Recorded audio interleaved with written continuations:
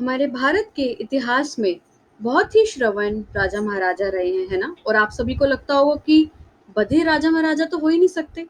नहीं, ऐसा नहीं है, हमारे बधिर राजा भी रहे हैं। चलो तो मैं आपको बताता हूँ। हमारे एक राजा थे जिनका नाम कांतिरावा नाडसा राजा दो था, और वह 15वें राजा थे अपने परिवार में, जो कि मैसूर में राज करते थे। और उनका जन्म 1673 में हुआ था, जो कि पूर्ण तरीके से बधिर थे। और उन्होंने मैसूर में 1704 से 1714 के बीच में राज किया था। पूरी तरीके से वह राज करते थे, जिन्हें म्यूट किंग भी कहा गया था। म्यूट का मतलब है जो बोल नहीं सकते। और वह पूर्ण बधिर थे जो कि राज करते थे। साथ ही साथ उनके एक मंत्री भी थे जिनका नाम टीएल था। वह दोनों साथ में मिलकर राज करते थे। उन्होंने बहुत सालों तक साथ में मिलकर राज किया, लेकिन एक युद्ध में लड़ाई के दौरान उनकी मृत्यु हो गई, जो कि 1714 में हुई। और वह एक बधिर राजा थे, है ना?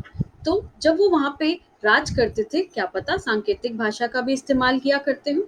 तो यह कहानी तो खत्म हुई इतिहास की। क्या आप एक दूसरी इतिहास के बारे में जानना चाहेंगे?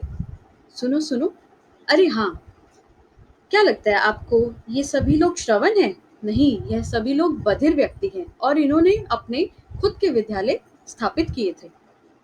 हमारे भारत को 1947 में आजादी मिली थी, लेकिन उससे पहले ही यह लोग बधिर लोगों के लिए विद्यालय स्थापित कर चुके थे। एक समय की बात है, मैं एक कॉन्फ्रेंस में गई थी जहाँ पे डॉक्टर मदन वशिष्ठ अपने अनुसंधान के बारे में बता रहे थे, जिससे मुझे बहुत ही ज्यादा प्रेरणा मिली। क्या आप इसके बारे में जानना चाहेंगे? चलो तो मैं आपको बताती हूँ। तो इन सभी बधिर लोगों ने स्कूलों की स्थापना कैसे करी?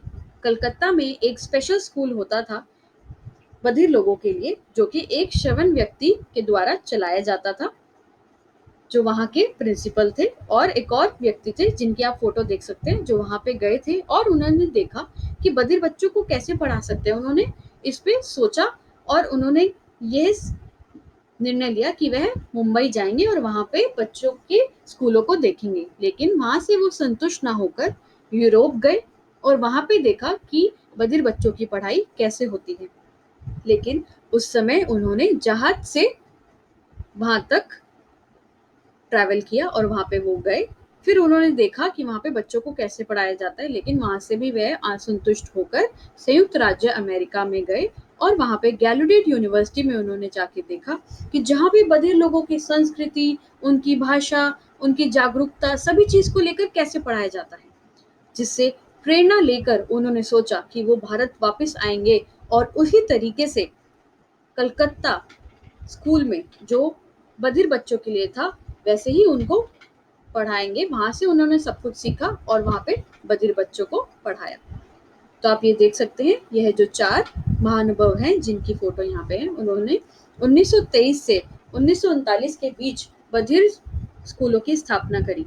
लेकिन दूसरे विश्व युद्ध के दौरान इन स्कूलों को बंद करना पड़ गया। यह जानकर आपको भी बहुत आश्चर्य हुआ होगा ना कि बधिर लोगों ने स्कूलों को स्थापित किया। मुझे भी हुआ। तो इसके बारे में आप क्या और जानना चाहेंगे? हम आपको और बताएंगे जब डॉक्टर मदन वशिष्ठ इस पे अपना अनुसंधान पूरा कर लेंगे और इसको प्रकाशित करेंगे। जैसे ही वो इसको प्रकाशित करेंगे, आप इसको पढ़िएगा और उसके बारे में और जानिएगा। धन्यवाद।